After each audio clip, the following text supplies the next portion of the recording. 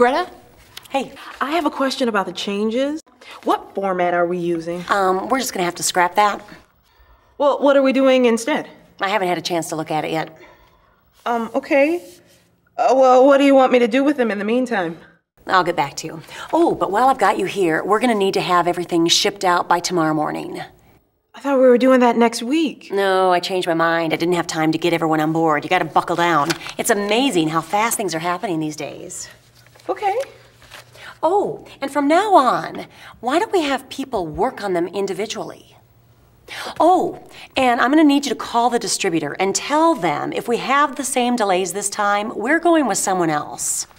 Yeah, well, I don't know all the issues that were involved with that, so... Well, I'm out. Just take a look at the records and give him a call. Oh, and you've got to be firm. This guy's really slippery. Okay. Then back to the shipping. You know, I'm sorry. I'm trying to get this finished up before the end of the day. Just talk to Sharon. She knows this stuff. Yeah, no problem.